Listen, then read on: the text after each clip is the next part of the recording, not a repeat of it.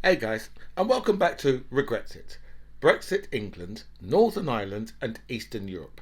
And in Brexit England, Deutsche Bank have told the Bank of England you need to raise interest rates. Basically, because the pound is going off the cliff, right? And we're in real problems in this country because the pound overnight, dropped to its lowest since record. In fact, its lowest ever. That's what it was. Just its lowest ever, right? It was at $1, right, and 3 cents to the pound. Right? It's never. I've never known it to be anywhere near that. Right? These people have absolutely. They've completely destroyed, right, the economy of this country. They've destroyed the pound. Right? No wonder all the services are just if these people are this reckless, right, with the finances of this country. No wonder all the services are just completely fucked. Right? These people, I don't understand what is going on here, right? But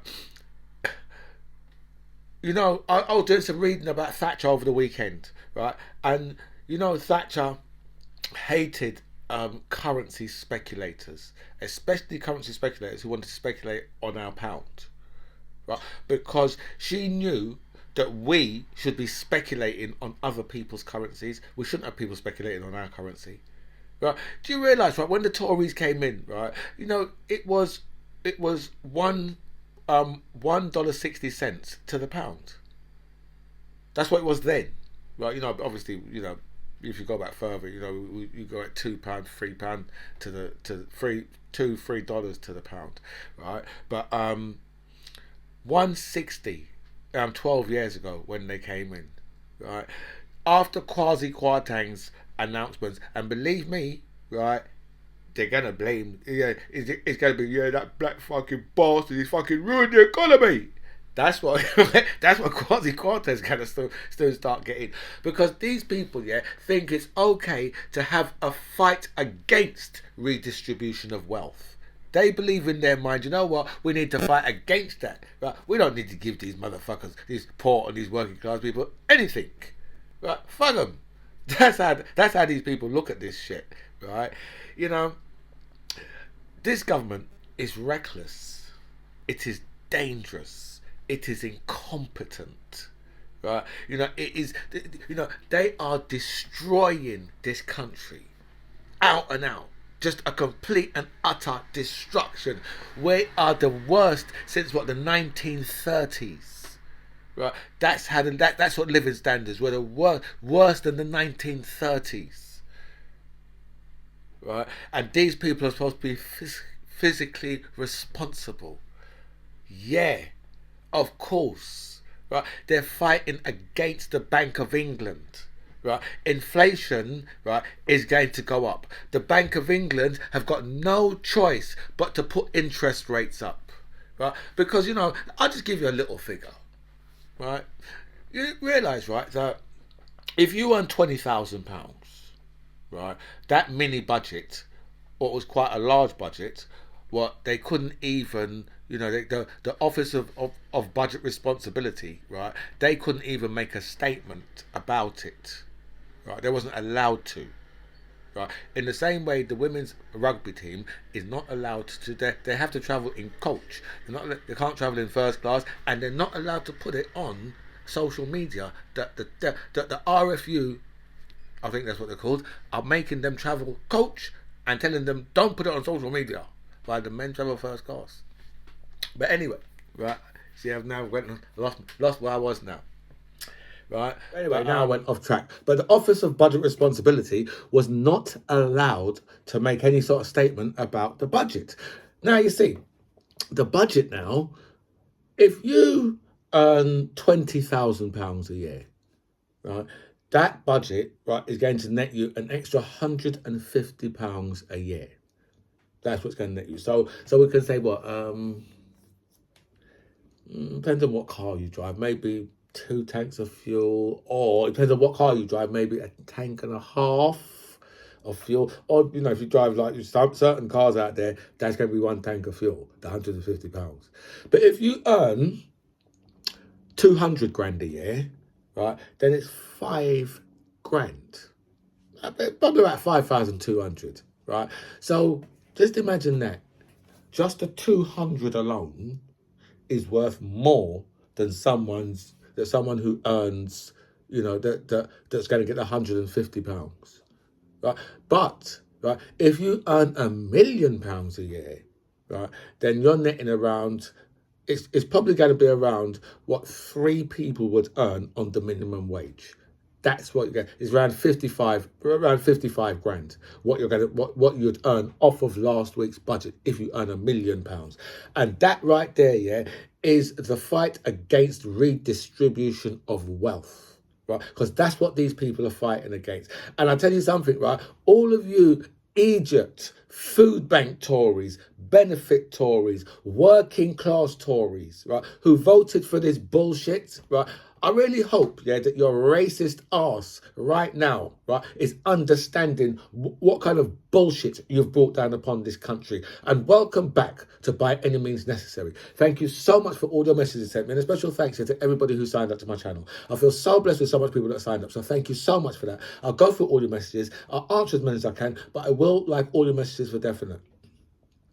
So we've had, let's go over to America, because Liz Cheney has said that she will not vote Republican, right, if Donald Trump is on the ticket. That's really, because you know that Liz Cheney has actually voted, right? I think she probably voted for Donald Trump. She's probably voted for Donald Trump twice, isn't it? Because, you know, she voted for, because, I mean, she would have, yes. But this time now, obviously, as you know, she's seen what he's done. This is obviously after after he went, you know, to be president, you know, for the re-election. So she's seen after that, oh, well, no, now we can't, this man's gone much too far. But, you know, I mean, if you just look at it, for me, I mean, if you just look at it, you can see that Donald Trump's gone much too far in the first place. I mean, but, you know, I want to know where Liz Cheney's politics is going to go now, because obviously she's saying that she's going to be campaigning for the Democrats, right? And considering that, you know, she was, you know, when Donald Trump was actually in government, right, she was there with him. I don't know I don't know how long, you know, because I don't know how long this non-support has been there with her, right? But and what she was like before, you know, because I've never looked into that part of the situation. I've only really started like looking at anything she's been doing since the committee meetings, committee hearings, right? So I don't know that much about her. So whether or not she was really in to his policies, right, I don't really know. But I do know that now, right, as a Republican, yeah, she's basically done like a John Bercow, right? And we've got some massive hurricanes going on all over the world at the moment. Canada, Nova Scotia. Then we've got like the Philippines, and we've got and it looks like Miami as well. You know, Miami always got hurricanes down there. Do you know what I mean? But obviously the Philippines, that's going to be really, really serious, because I suppose, you know, the less money you've got as a country is the harder these things really hit you. You know, when if you're in, like, you know, you're in America, you're in Canada, right? You know, and you have hurricanes, and you've got quite a bit of support because of, you know, just for the fact that they're Western countries. Do you know what I mean? So really they should have, you know, most of the appropriate stuff to, you know, to help people out straight away. But, you know, the Philippines, I suppose the Philippines is going to be a lot worse off when it hits places like that. But I was looking at one, where was it? I think in Nova Scotia, right? And if you see how those cars floating, right, just floating literally down the high roads, right, it looked like a really, really serious thing. Do you know what I mean? So let's hope it's not as bad as, you know, as it seems to be.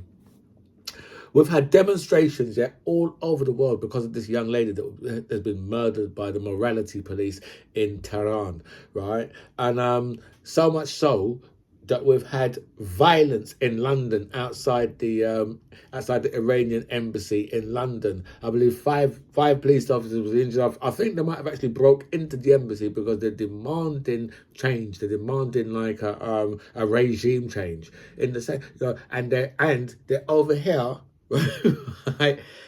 Right, at the embassy, right, telling the Iranians you need to change your government, which I agree with, because if you've got young ladies being beaten to death by the morality police, then you've got to say something is wrong with your government in that country, because that situation, it shouldn't be happening. But as I said, it's sparking like stuff all over the world, and we've had violence here in London, which makes the shit a lot more serious, because a lot of these people, it won't go well for them. Let's just put it that way. People who, especially if they got arrested yesterday, it's not going to go well for them at all. And it looks like we're moving on to Italy, because it looks like that Italy have just elected their first female prime minister, and right, their most racist since Mussolini. It just amazes me. You just have to say, what is it with these people, right?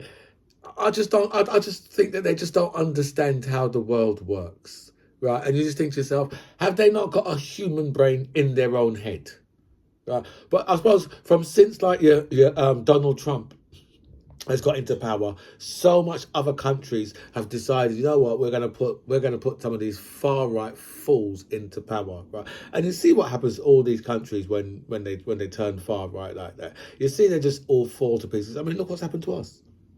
Look what's happened to us. But obviously, everything's happened a lot worse to us, right? Because we have far right idiots in charge. I know most of the far right are idiots, right? But we have real idiots, right? The type of idiots, right, that would take away your freedom of movement, right, and impose economic sanctions upon itself, right? Because we say, well, no one else was going to do it, so we had to do it to ourselves.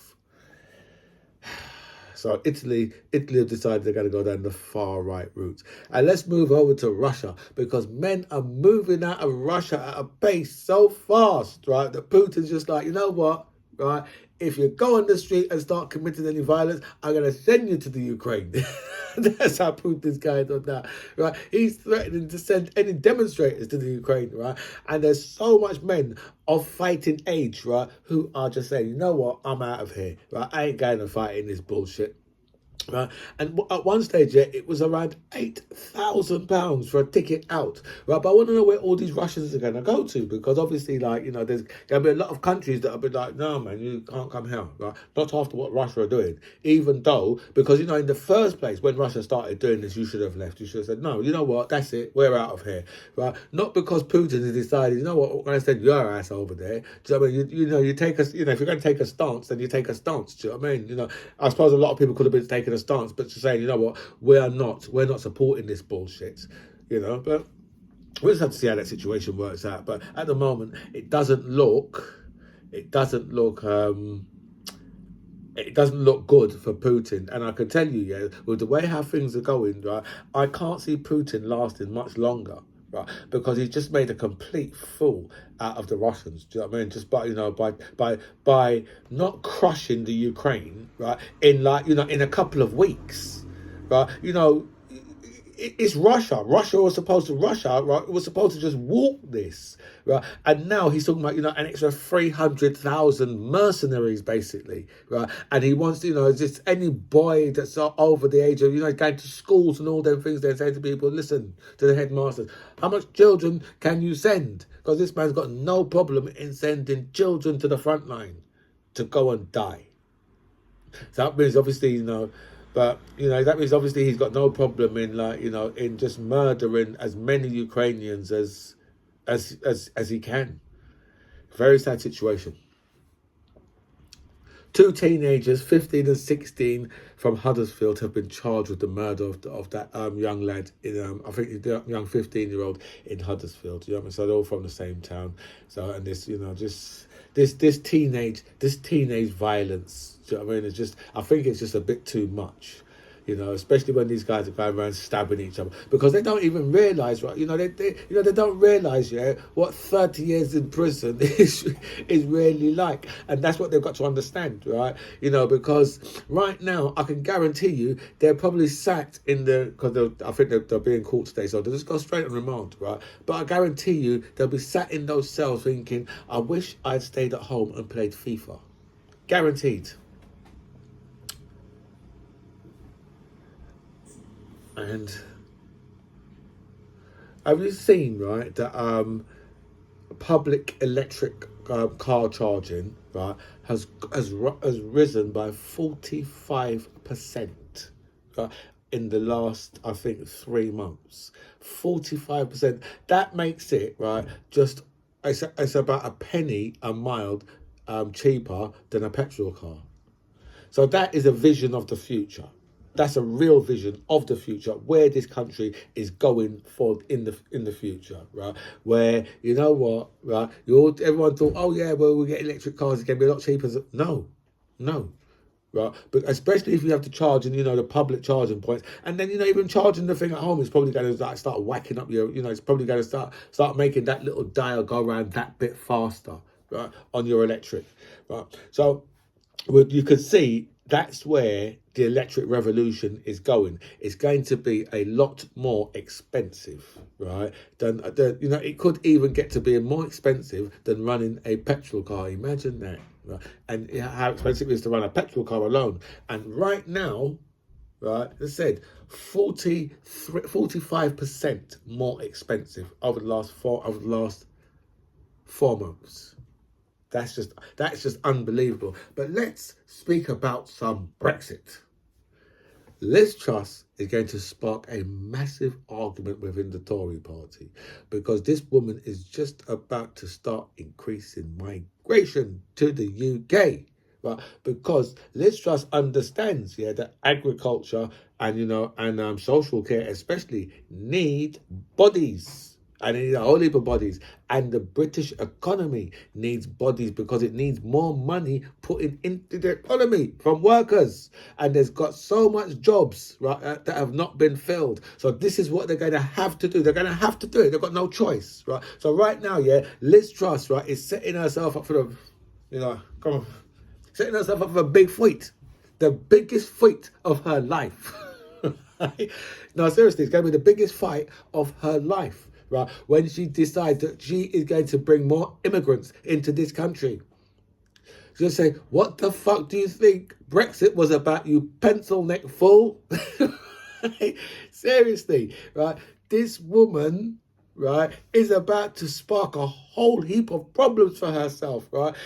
This could easily see 55 letters, right, going to Sir Graham Brady, because with that, right, and how the mini budget has gone on the week on Friday, because that was just terrible. Right, with that and how that's gone, right, I'm guarantee you, because I've heard already this morning, that Kemi Badenoch and the other one is already making up a whole heap of noise, right? Because obviously, that Rishi Sunak is on the back benches now, and he's probably just looking and saying, "Oh, see, told you." But Rishi Sunak doesn't understand, that there wouldn't be, it's never in a month of Sunday, right, was he going to be the Prime Minister. Right? It was never going to happen unless Liz Truss dropped out, or unless he was up against Badenoch, or who was the other or Zuella, right? Or as we like to call her, right, Cruella, right? Her, if it was up against her, right, or Badenoch, then he would have walked it, right? Because people would have taken they would have said, actually, the best candidate, we're going to look for the best candidate, right? But when it comes down to him, right, against Pencil Neck, right, Rishi the Stick Insect had no chance, none at all, right? I had more chance.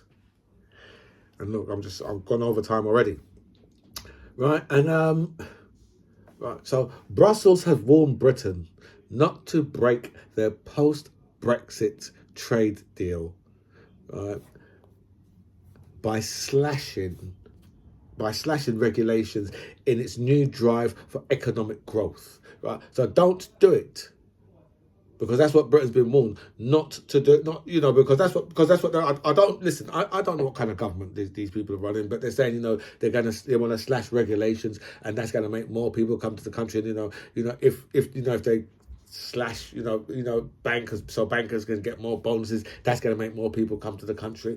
They don't. I don't think these people realise that a lot of this shit could just be done on a laptop, and a lot of this has got to be at the behest of the EU, because the EU, well, believe me, will control banking in this country, right? Because they've got control of banking in the EU, so you're going to have to meet certain criteria before you can get in. So whatever they want, they can just say, well, you know what, we're not going to deal with you no more. We're no longer going to deal with you. You see what they've done with things like Horizon, how they just locked us off certain things, right? So when they're ready, they can just say, listen, we're no longer going to deal with you, okay?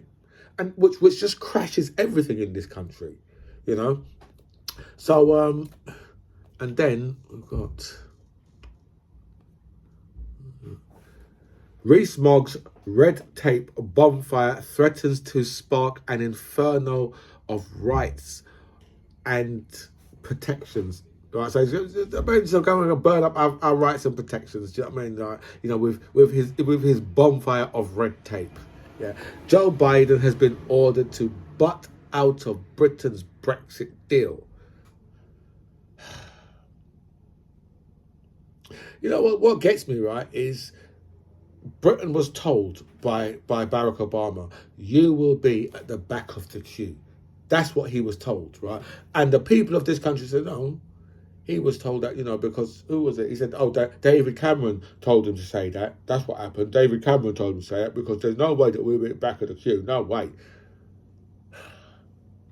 And now we're at the back of the queue, right? And they're saying to Biden, butt out.